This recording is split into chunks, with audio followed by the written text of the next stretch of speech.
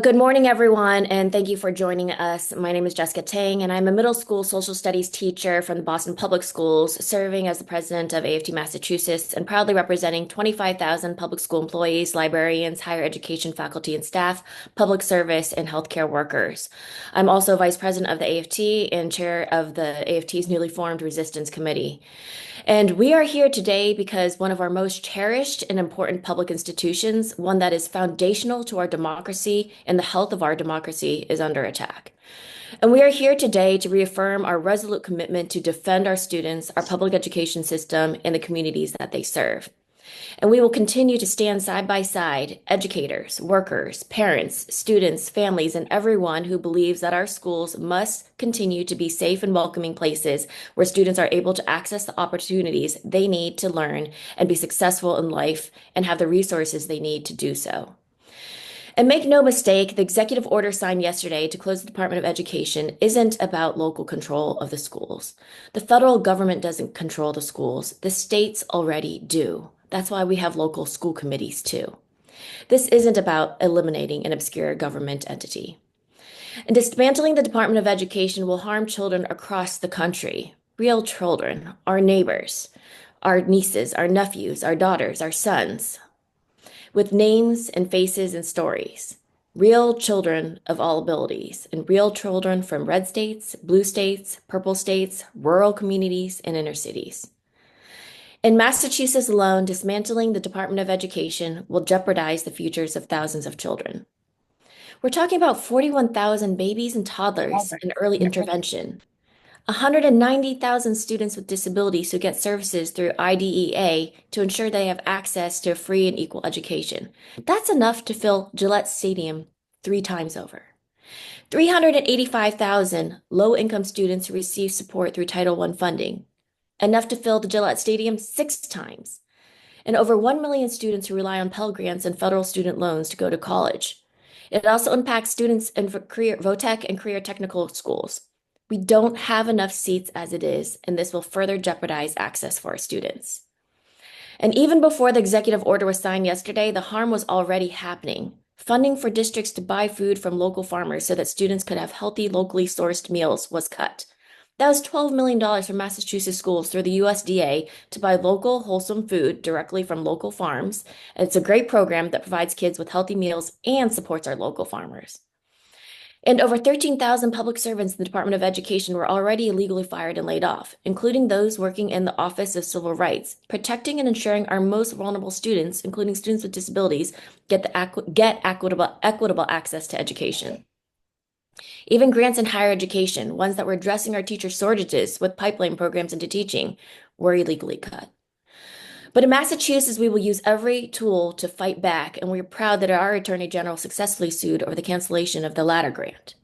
However, we know that this is an inflection point and just the start of a long fight ahead, and it doesn't end with public education and their plans to decimate the ability to provide all children with public education that serves their needs and abilities.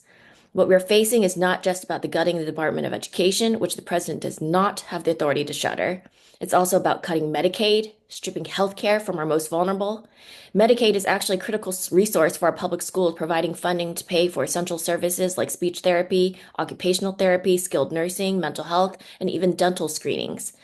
In fiscal year 24, that was $81 million in reimbursements for our public schools across the state. It's also about cutting research funding, ending jobs that working families rely on to put food on their table, but jobs that also mean life or death for those benefiting from the research they are working on.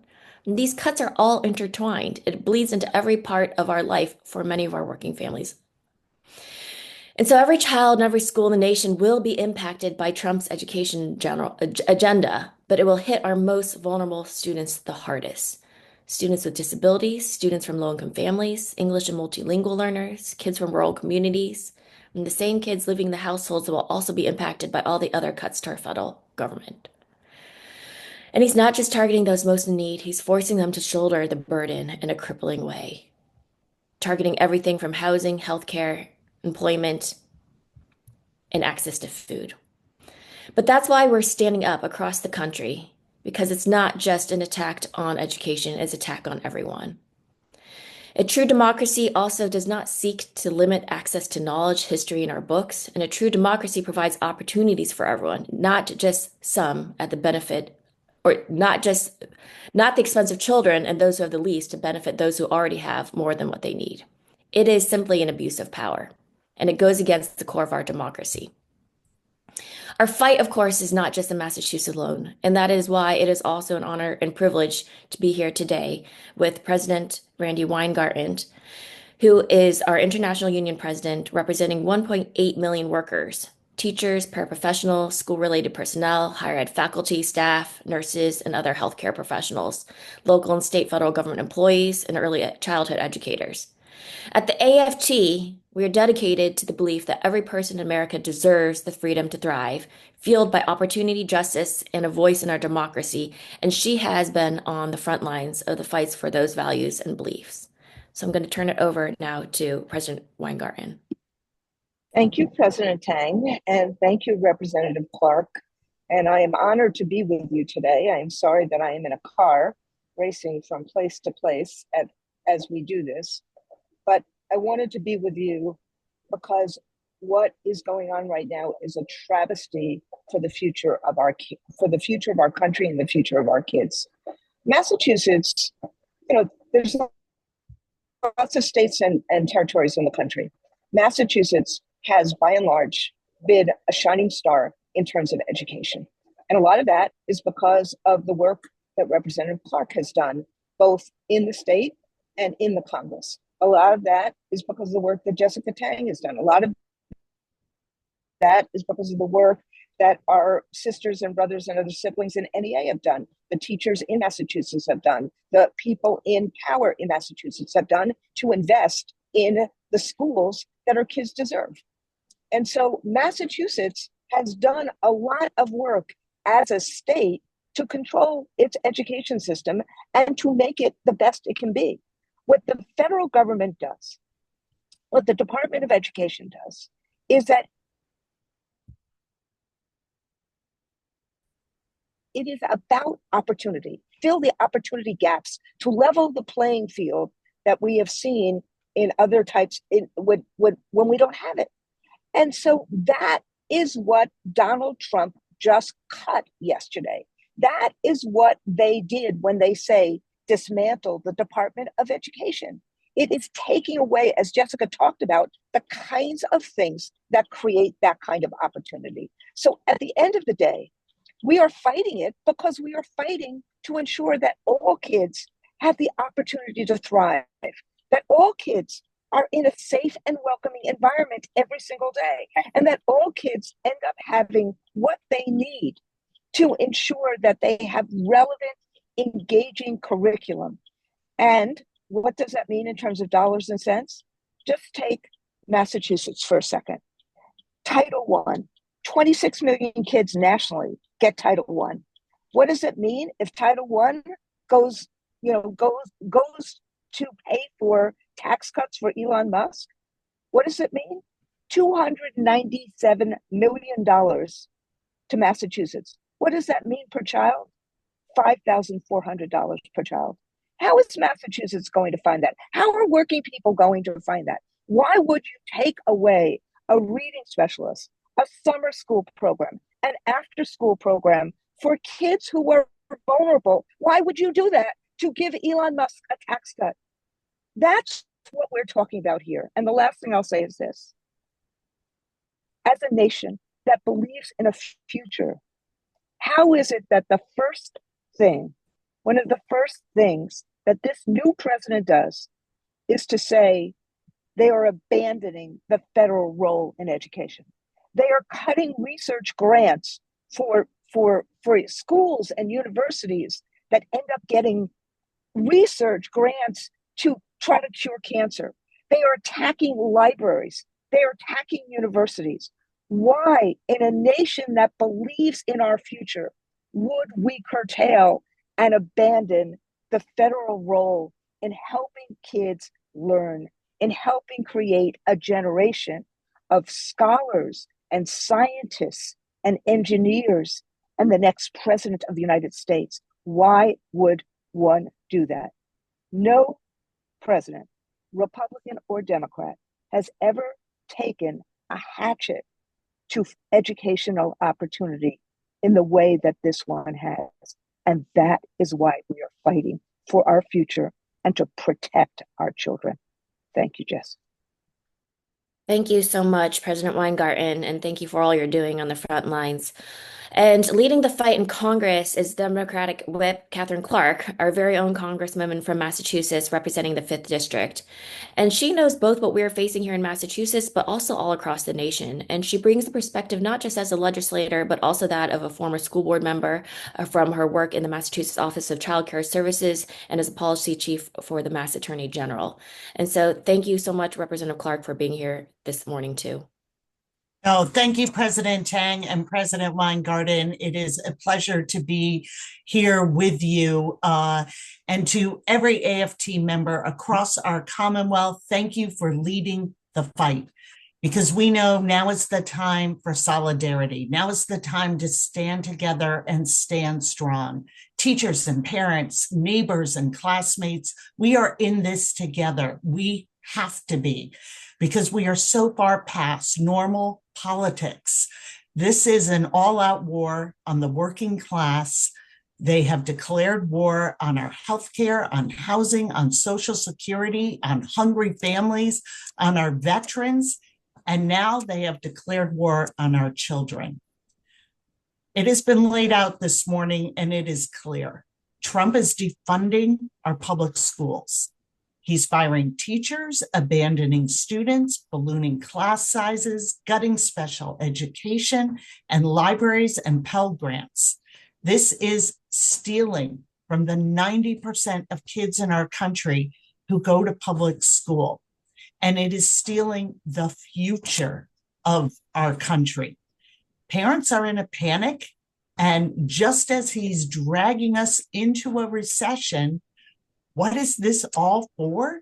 It's so a wealthy few can pocket money they don't need and won't notice. And my question is, where are my Republican colleagues? Where's the party that campaigned on a promise to fight for working families, that promised affordability, prosperity, and opportunity?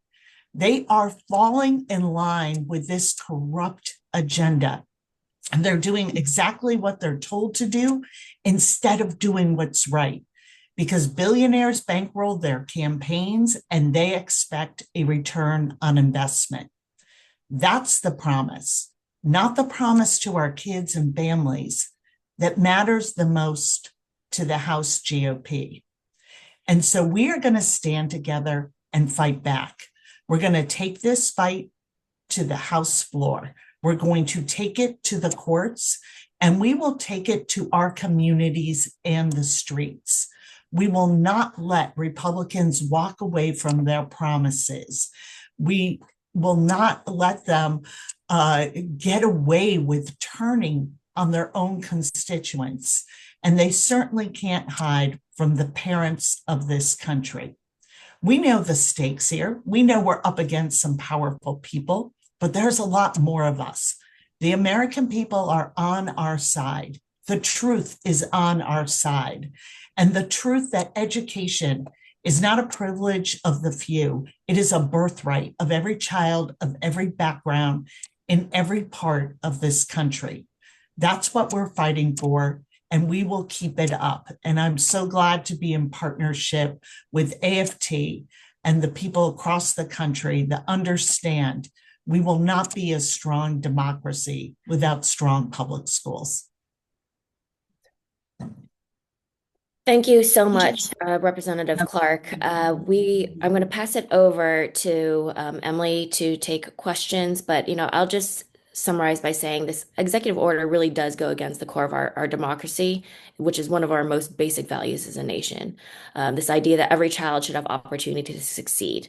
And so we are here again to say that we will not back down from this fight to protect our nation's future, and we will double down on protecting what government is supposed to be about, which is making lives for working people better for everyone, beginning with equitable access to education and knowledge for our children. So Emily, turn it over to you. Great. Thank you. If there are any questions, from reporters, please raise your virtual hand and we will call on you.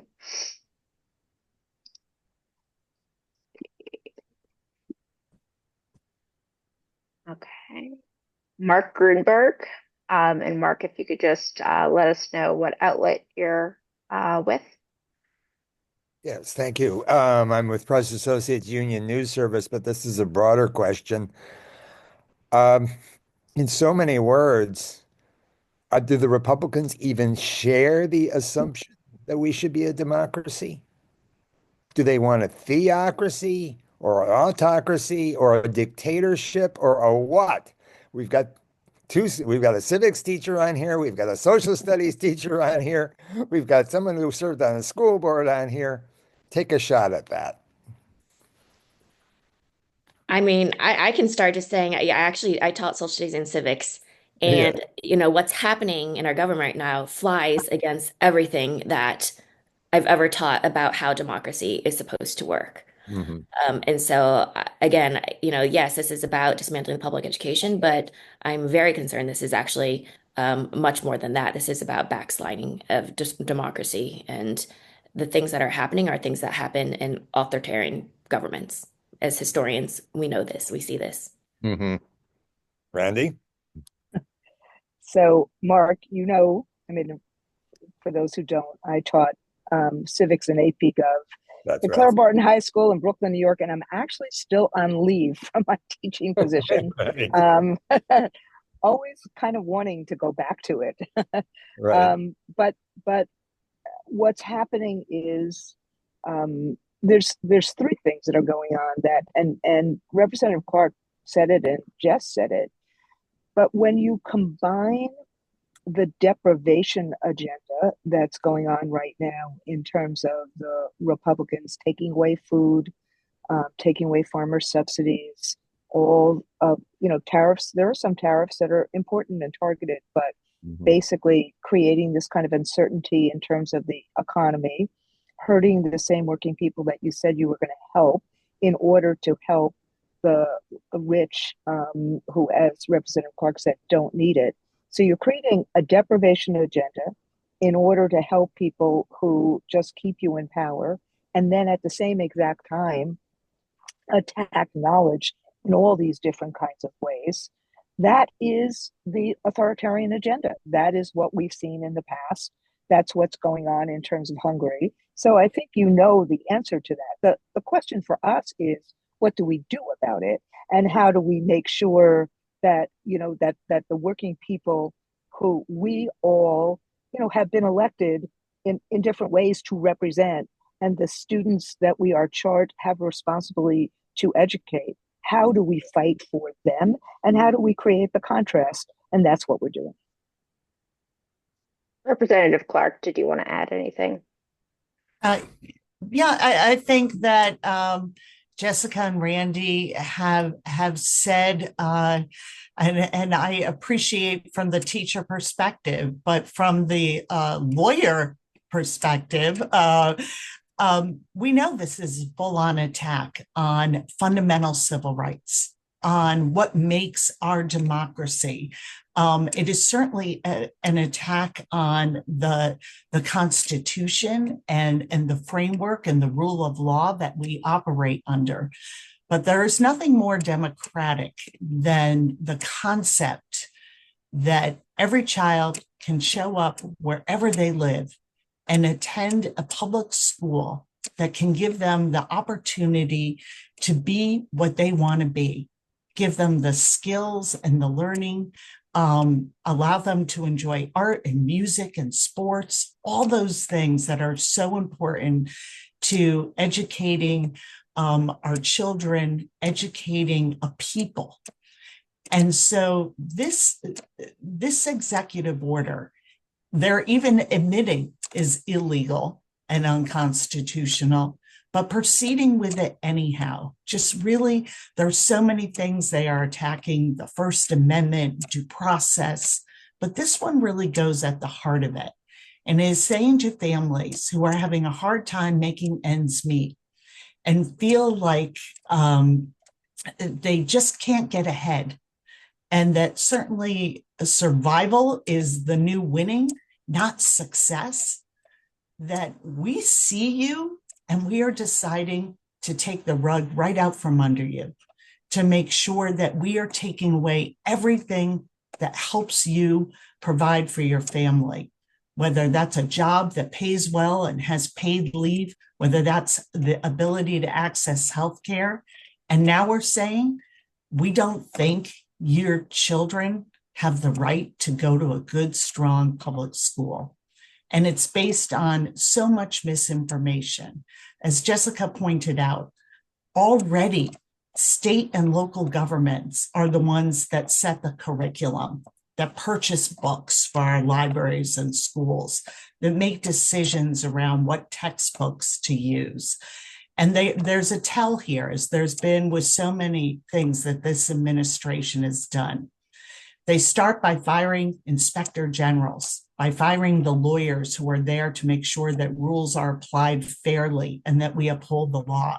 And in this case, the first thing they did was cut the Institute of Educational Science that measures student achievement, so that we have no way to look back and say, what are the impact on unraveling this department on students and families?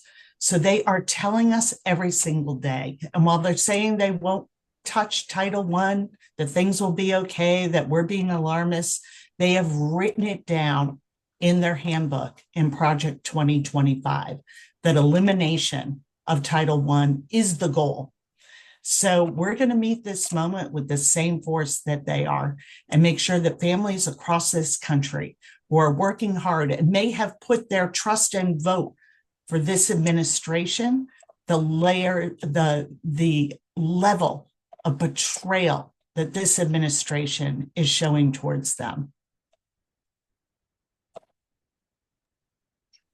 Thank you, Representative, and thank you, Mark, for the question. I know I saw Emily Piper's hand up. It did go down. Emily, did you want to ask a question? Yes, yes. Hi, I'm Emily Piper Valillo from WBUR. I'm curious, what are some specific impacts this might have on students with disabilities in Massachusetts, and if there are any ways that the state or state leaders are planning to mitigate these impacts. Sure. So I can tell you there are so many positions specifically funded both by Title I and IDA that provide special education services to students. And so if that funding is jeopardized in any way, it literally means for example, the reading specialists in the Chelsea Public Schools are all funded by IDA and Title I. They would be gone. So there are immediate impacts in terms of being able to provide services for special education students. And again, we don't have enough special education teachers right now as it is. And so it's exacerbating the problem of being able to provide the services our special education students are entitled to through their IEPs. And so there absolutely will be impacts. And the other part, again, is the enforcement, right? So even if we did have the funding, there's a reason why the departments of education exist, to ensure that the funding is actually going where it's supposed to go to help the students that it was intended to help.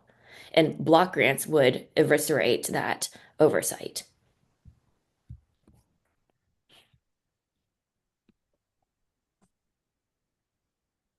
Representative Clark or President Weingarten, is there anything you wanted to add before we? I would just add that, maybe any one of these particular attacks on funding that comes into Massachusetts could be handled and we would adapt. And I know Massachusetts is solutions oriented and they are going to do the best they can, but no state can take a loss of federal education funding, a loss of Medicaid and Medicare funding, a loss of veterans benefits support, a loss of the programs that feed hungry kids and families in this state. That cumulative effect will sink any state budget. And so what we're looking at, as President Tang laid out, these are so intertwined. And the really diabolical part of that is that that is well understood by this administration, and it is part of the agenda to pull the whole system down in order to continue to shift wealth to those who have so much already in this country. That is the plot. This is a new page in the agenda, but it is all intertwined and connected. And really, you know, will take any state, even one as you know, as Massachusetts, it's nimble and flexible and will do everything it can to fill those holes. It just is going to be, it is too much when you have all of these different attacks on federal funding and partnership coming together at once. And I'll just add one thing too, which is that we are in conversations, obviously, with our state government leader, our governor, our secretary of education, about the realities that we may be facing. But I also found it extremely ironic that in the executive order, one justification was NAEP scores. Well, in Massachusetts, we've always had the highest NAEP scores. And you would think that, okay, well, if we're number one and we've been number one consistently in all of our sectors, whether it's, you know, public schools, private schools, or charter schools, you'd have something to learn from here. But what they're doing is literally the exact opposite of what we've been doing in Massachusetts to be able to have the success that we've had. Although, of course, we do have gaps that we need to close and more to do. But being able to do that more is going to be jeopardized even further. It's I mean, Representative Clark said it. It's erasing the 21st century. It's basically taking, you know, that in the post World War II era, there was a recognition in America that we needed to do everything we could to ensure that everybody had a right to learn, had a right to live, and basically that working people, particularly all those veterans, all those people who had fought for democracy, starting with the GI Bill, that we would actually make a contract with Americans that we would lift them up. And all of this together is basically taking that away for the benefit of some of the rich. And so regardless, I think that Representative Clark and Jessica actually put together what the effect would be in every state. Take red states. Mississippi, 20% of their funding comes from the federal government for education. So every state is going to have an existential threat to families and to kids if this federal funding goes bye-bye, and if there's the evisceration of the Department of Education, as well as the other Medicaid, Social Security. Okay. I don't see any other hands raised, so I think we will call it a day. Thank you all. And if any reporters have any follow-ups, you know how to reach me.